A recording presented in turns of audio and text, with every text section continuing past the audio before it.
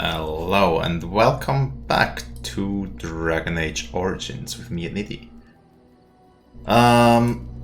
Wait a second. I have the wrong screen open on the other monitor. Okay, that should be better now. Right, in between episodes I have, as I said, unlocked the specializations, so we saved a bit of money. And today I want to finish the talking section in the camp for now.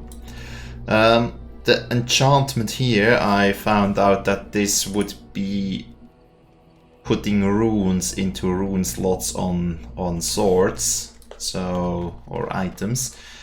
So, not sure. Well, actually, I think this Oathkeeper, not sure where we got that from, but if we put a rune into it, that will be pretty decent for Alistair. More healing effect received, plus something from a rune. That could be very useful. So let's... You and your friends are formidable folk, indeed. It's good to have you along on the road. No, also I can talk about him, about any rumors, but let me see the wares. With the goods my boy and I have collected, and with your discount. Right, so we can buy runes here. What do we have? Well, that's the ones we have in the inventory. If I put something of these on, I guess I would put either the flame damage or electricity damage on it. Or spell resistance isn't too bad either. Well, here we have more spell resistance rune, but it does cost something. Better flame rune, Grandmaster Frost rune. Okay, so I guess that's what we are looking at for top end runes, plus 5 damage. Well, I'm not going to put any of those on for now. I'm just interested in what kind of selection we can have. Cold iron, 2 damage versus undead. Alright, so skeletons and the like. We're going to fight these, perhaps at some point then. Physical resistance, also not bad for the tank. Damage versus dark spawn. And chance to reduce movement speed. Okay. Also for the gifts, that's really from a DLC, I found out. And also a couple of those are gifts that are not exactly positive. So, like the protective cone here for the dog. Well, the dog won't be pleased from that. But yes, buying a backpack, I guess I could. But we could also just save up a bit money. Although, I don't know. Should I buy it? I guess Bodan's always here, probably, so we can pass on that for now.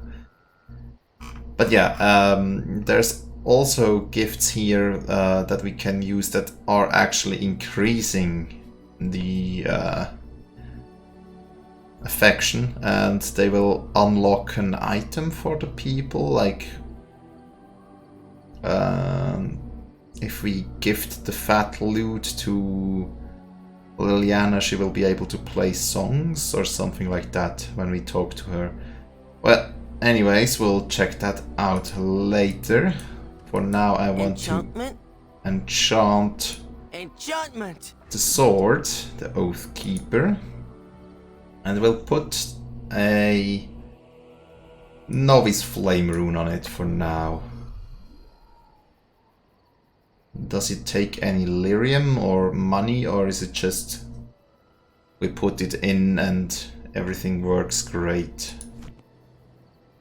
Guess that's just it. Right, so Alistair has now the Oathkeeper with +1 fire damage. Now, can I also Enchantment. take the rune out again? Remove rune. Yeah, okay, I could also remove the rune. That's good to know, so we don't spend... Well, now it's removed. Enchantment. Enchantment. I didn't want to remove it, actually. So, since we know we can remove them again at no cost, we may as well put the Journeyman rune onto Oathkeeper. So we get a tiny bit more damage out of it. Also... If there's anything I can do for you, please tell me. Yes, rumors? I don't know what to tell you. Nothing I can think of at the moment. Alright, and what's your story? Please tell me. What's your story exactly? I suppose since you told me about you being a Grey Warden, it's only fitting for me to be as open. I am originally from Orzammar, the famed dwarven city that lies beneath the stately Frostback Mountains. I was a merchant there too, merchant caste. These things are in the blood, you know. You can't just leave them behind. I ran a fairly successful business. Rare artifacts, you know. Old things, grand things. The nobles loved them. Reminded them of the lost glory days, I suppose. Yes, alright, that sounds about right. Go on. So, as I said, things were going well. But good things must come to an end. One day, a noble woman came to my store. She looked around for a bit and then started shrieking in dismay. Apparently, she believed that a pair of braces I had for sale once belonged to her brother. He'd been lost in a cave-in, you see, while on an expedition to clear out the Darkspawn from one of the tunnels running close to the city. They were made specially for him. They're unique, she shrieked. He stole them from my poor brother's corpse. She had me arrested on the spot, of course. Nobles, they're touchy like that. Well, I can understand why she could be upset. Well, I didn't steal them. You see, I'd been paying these castless thugs to venture out into the deep roads for me. The lost ties. They're full of things that people left behind. Sometimes you can find a treasure. Something worth a little gold. Well, yeah, I mean, I guess it's better to do something with them than leave them to rot, but... Perhaps you could, like, retrieve them and give them to the proper owner if they can be found, and then receive a generous gift from them in return, and not selling them outright, something like that. How I see it. The noblewoman, she wasn't too happy with the theft of her brother's braces. I don't know what they planned for me, and I didn't want to find out. Bribed the guard that was watching me and took off for the surface first opportunity I got. Never looked back. Well, fascinating story. Thanks for telling me. You're quite welcome. Now, is there anything the boy or I can get you? Oh, more dialogue options. So these goods do not come from the deep roads, I hope. Look, we don't rob people, all right? We don't take things from people that need them. The things in the lost ties, what good did they do lying there? I brought them back to Orzammar, where people could look at them and remember. It's not all that different up here. There are places long abandoned by the humans everywhere. Even more now with the Darkspawn coming. So you're kind of scavengers. Yeah, but I mean... People flee from the it's Blight okay. for good reason, but they forget things. Things with value and meaning. They leave them behind because they're frightened and desperate. And sometimes, my boy and I, we find our way to these places before the Horde descends, and we save these things. I take them away so the Darkspawn don't get them. Is that so bad? They destroy everything they touch. Yes, I suppose it's better than than having the Darkspawn take it. That's what I tell myself too. Ah, these are dark times indeed. Dark times, my friend. Well, as long as you don't forcibly take them from anyone, or take them from anyone who actually thinks they are still using it. I mean, if you leave things behind because you can't carry it and you already think it's lost to you, then, well, yeah, perhaps it's kind of okay to take these things. Kind of. Well, so what is your son's role in the tale? Ah, yes. I'm married to a fine woman back in Denerim, it's true. She'd give me a son if she could, but that's not likely to ever be. Sandal here. I found him in the deep roads years ago. Abandoned, I think, and he was never quite right in the head. I took him in, and I brought him with me when I came here to the surface. He may not be my blood, true, but I think of him as one. We left Orzammar. That's right, boy. Maybe one day we'll see it again. Well, blood isn't all that important sometimes. That's how I've always felt. As long as he's happy, so am I. It's not as if I don't benefit much. Yeah, Turns out exactly. the boy's a natural working with enchantments. He might have even been lyrium-addled. I never thought of that before, to be honest. Happens sometimes. He can work an enchantment into just about anything, however, given some time. Could probably open his own shop, if he knew how. Enchantment. Well, he does seem to enjoy it, at least. Yeah, I mean, that's a good symbiosis you have going here. You provide for him and he can do what he does like and what he does best, and in turn you profit from that, so that's okay. Of course. I'll Good go fortune over you and yours. to Morrigan then. Talk to her. See what she has to tell me. What do you wish of me? So, let's just talk. If you must. How did you become a shape changer? I was not born such. 'Tis a skill of Flemeth's, taught over many years in the wilds. The chastened have tales of we witches, saying that we assume the forms of creatures to watch them from hiding. When a child is alone and separate from his tribe, that is when we strike, dragging the young boy kicking and screaming to our lair to be devoured. A most amusing legend. And it's just a legend, right? So I assume. My mother has walked the wilds far longer than I. Who am I to suggest what things she has done and not done in her past? Why do you ask? Is there something specific you wish to know? Can anyone become a shape changer? Anyone with sufficient will.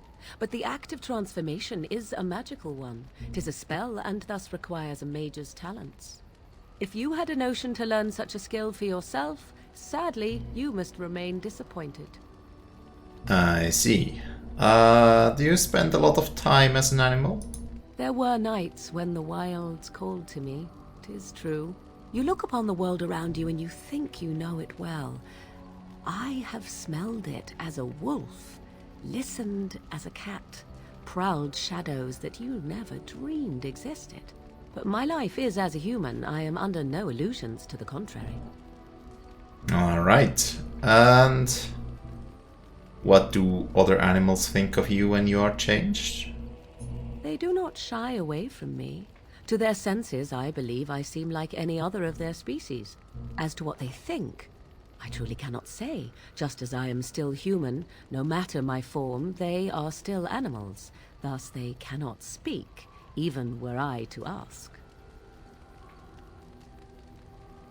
Alright, so can you change into other human form? The form of an animal is different from my own. One may study the creature, learn to move as it does, think as it does. In time, this allows one to become as it is. I gain nothing by studying another human. I already am the same as they are. I learn nothing. So the answer is no, my human form is the only one I possess. Alright. Any other people practicing this kind of magic? No, 'tis not unheard of in the remote corners of the world. There are traditions of magic outside of the circle of magi, despite what those mages would have you believe. Some of these traditions are old, indeed, passed down as carefully guarded lore from one generation to the next. The zealots of the chantry would uproot all such practitioners if they could, but as luck have it, some still exist. My mother is such a one. Right. Is that sort of magic open to... well, I guess all kinds of magic is open to abuse. Yeah, I mean, it's good.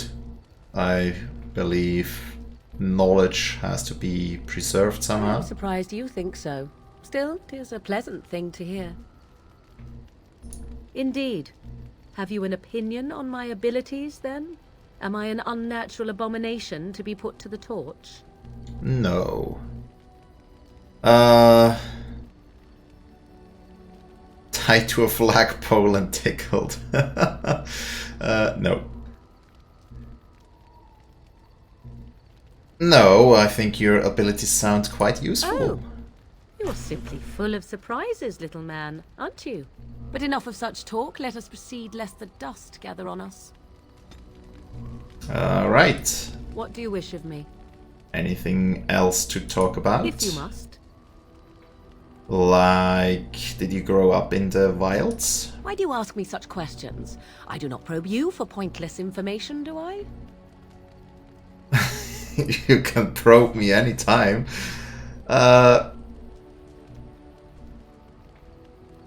You can probe me anytime, yeah. Beg pardon then while I jump for joy. What is it you asked if I grew up in the wilds? A curious question. Where else would you picture me? For many years it was simply Flemeth and I. The wilds and its creatures were more real to me than Flemeth's tales of the world of man. In time I grew curious. I left the wilds to explore what lay beyond, never for long. Brief forays into a civilized wilderness. I can't imagine you remained unnoticed in your garments. For the most part, Flemeth taught me well. For all that I had been taught, however, the truth of the civilized lands proved to be overwhelming. I was unfamiliar with so much. So confident and bold was I, yet there was much that Flemeth could never have prepared me for.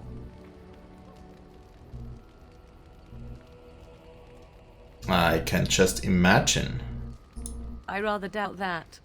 Only once was I accused of being a witch of the wilds, and that by a chastened who happened to be traveling with a merchant caravan. He pointed and gasped and began shouting in his strange language, and most assumed he was casting some curse upon me. I acted the terrified girl, and naturally, he was arrested.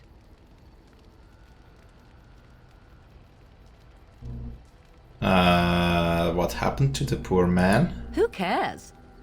As I recall, he was executed. The point being that I was able to move through human lands fairly easily. Whatever humans think a witch of the wild looks like, 'tis not I. Not that I did not have trouble. There are things about human society which have always puzzled me, such as the touching. Why all the touching for a simple greeting? Well, like a handshake? To begin with, yes. What is the point of touching my hand? I find it an offensive intrusion. There were many nuances that Flemeth could never tell me of. When to look into another's eyes, how to eat at a table, how to bargain without offending. None of these things I knew. I still do not understand it all, truth be told, but then I gave up long ago any hope of doing so. When I returned to the wilds last, I swore to Flemeth that I had no intention of leaving again. Alright, yet here you are. Well, if you want to, I guess you can go back. It's not that we want to keep you here against your will. I have no qualm with the mission I have been set to. Flemeth was correct, like it or not. The Darkspawn are an enemy of all. Well, let's get on with it before the ground opens up and swallows us, yes? Okay. She heavily disapproved. Yes?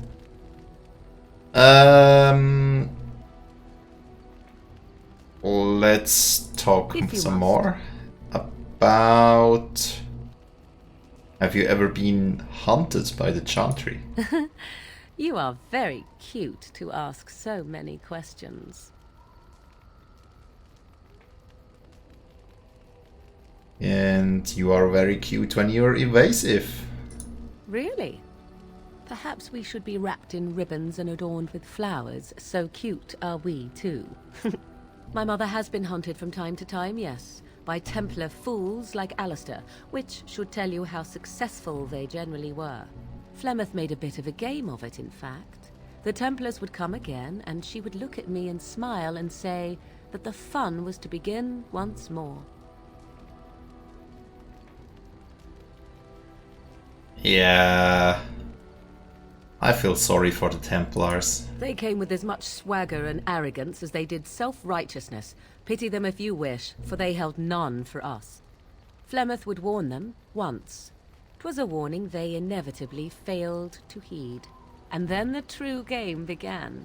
Often Flemeth would use me as bait. A little girl to scream and run and lure the Templars deeper into the wilds and to their doom.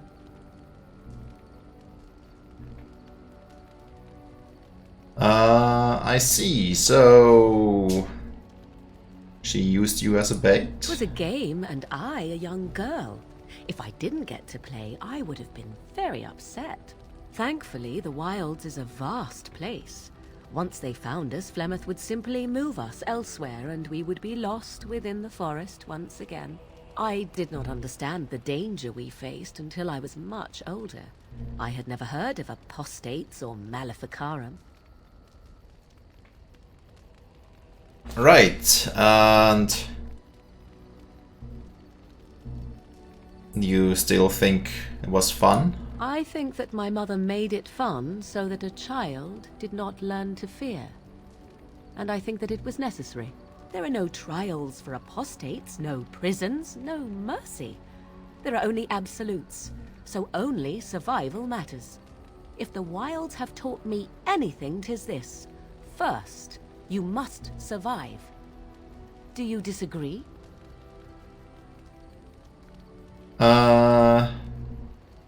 Yeah, there are worse things than death. But being dead... Well...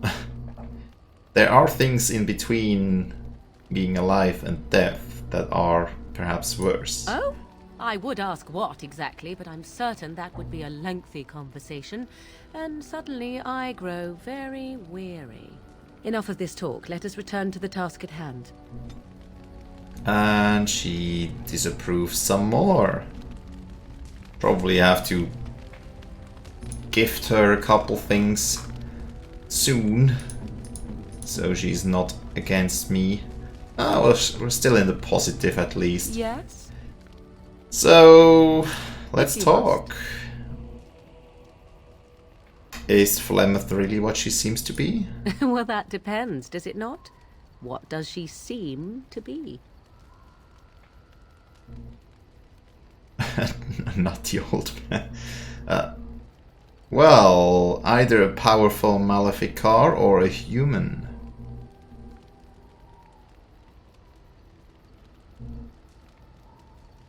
Yeah, let's go with human.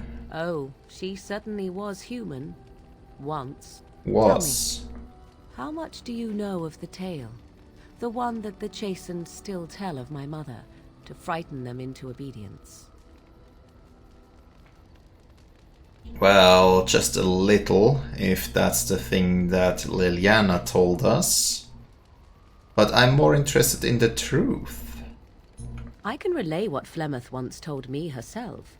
and you can decide whether or not 'tis the truth, if you desire. That sounds interesting. As the tale is sung by the bards, there was a time when Flemeth was young and beautiful, a fair lass in a land of barbarian men, the desire of any who saw her.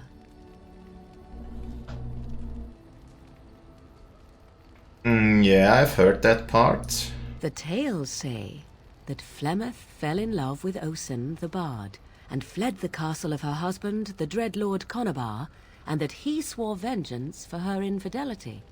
In truth, my mother claims that 'twas Osen who was her husband, and Conabar the jealous lord who looked on from afar. Lord Conabar approached young Osen and offered him wealth and power in exchange for his lovely wife, and Osen agreed. Well, that sounds like a different story than the one Liliana told us. So...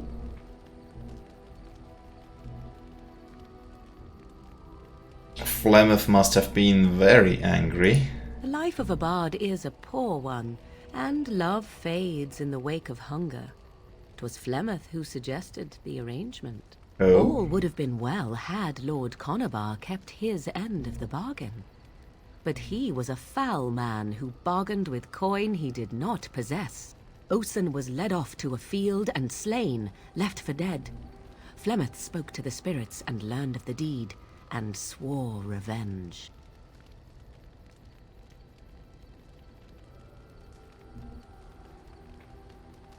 So... she truly loved Osen? That was not the point. Conabar had no honor, so she would not have him. Flemeth begged the spirits to aid her, and 'twas they who slew Conabar. The demon the legend tells of came later. Lord Conabar's allies chased Flemeth, you see. Chased her to the wilds, and there she hid. There she found the demon, and he made her strong. The legends all speak of the great hero Cormac, he who defeated Flemeth and her great army when she invaded the lowlands centuries later. All lies.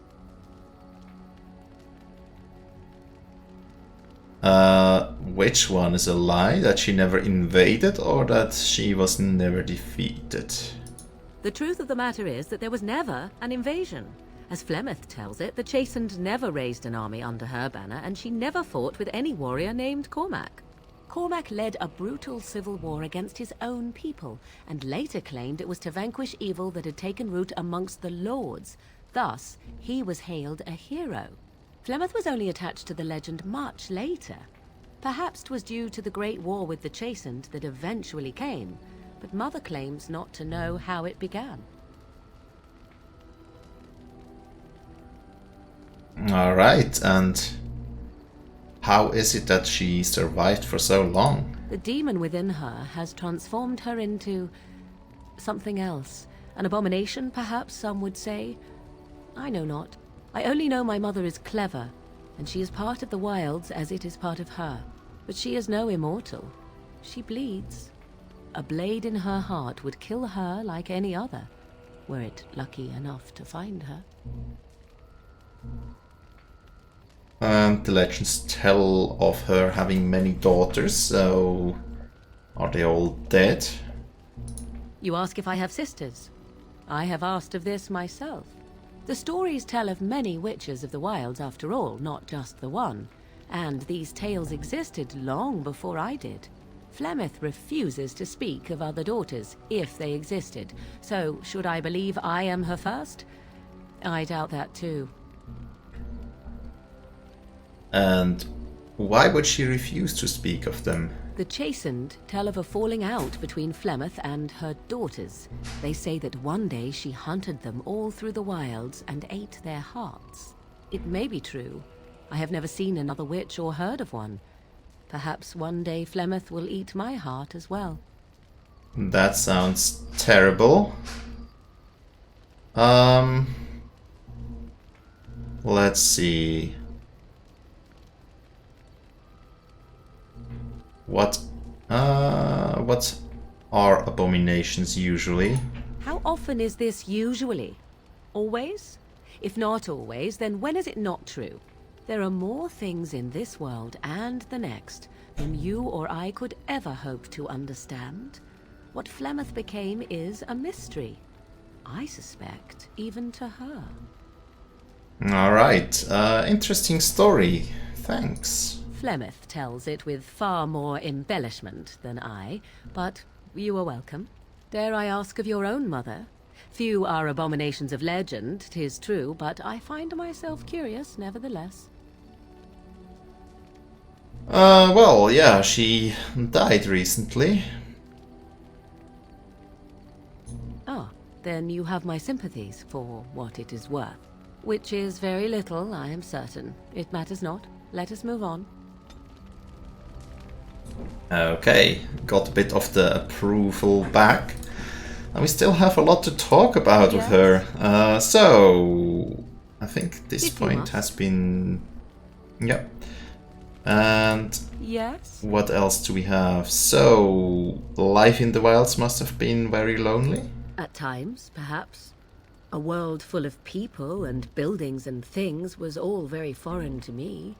If I wished companionship, I ran with the wolves and flew with the birds. If I spoke, 'twas to the trees. Did they speak back? Well, I guess not. She said before that although she can shapeshift, she doesn't learn more from them.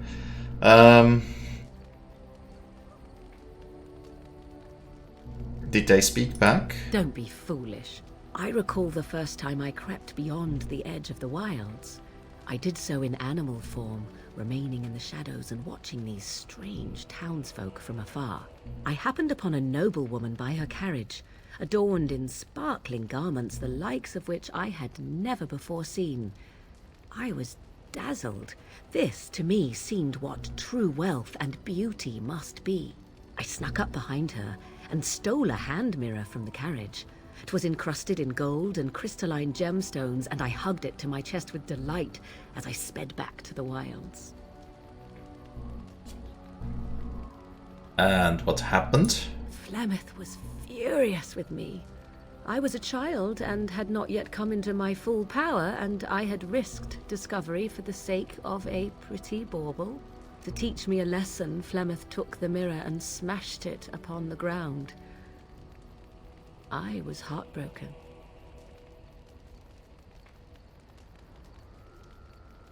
Yes, but I mean, drawing attention of people is probably not the best thing. Beauty and love are fleeting and have no meaning. Survival has meaning. Power has meaning. Without those lessons, I would not be here today, as difficult as they might have been. Yes, but I mean... It has made you stronger and you don't need to live that way any longer. It's kind of related. Yeah, they made you stronger, didn't they? They did indeed. To return to your original question, perhaps my time in the wilds was indeed lonely, but such was how it had to be. I find myself at times wondering what might have become of the girl with the beautiful golden mirror, but such fantasies have no place amidst reality. Alright. More approval. Yes? I think we are back to where we started off without the negative. Can we discuss something personal, or is it? So 'tis as good a time as any. Or is it just kiss her just like that? Do we need to discuss us? What is to be discussed about us?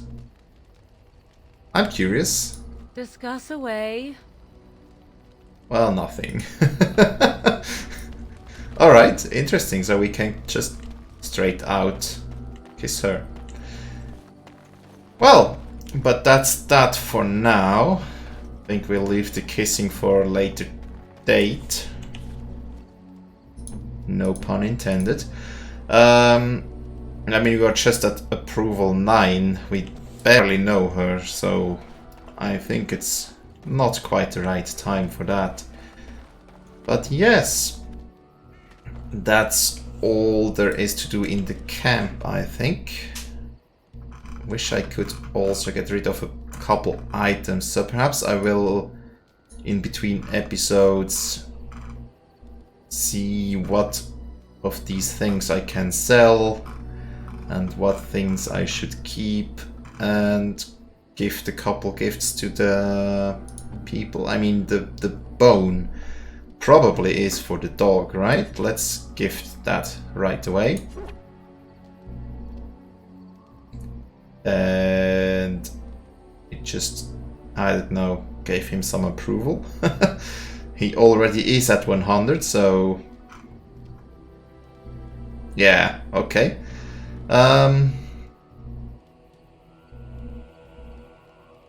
What other gifts would we have? This battlefield spirit maintains a chill even in direct sunlight, which it appears to absorb. Optimal serving is by the drop. Contact with exposed flesh is discouraged but likely inevitable. Not sure, let's see.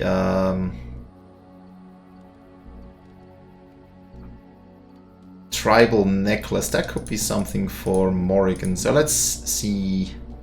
We are at +9. A fine Yeah, gift. okay, so it You goes have my up. thanks.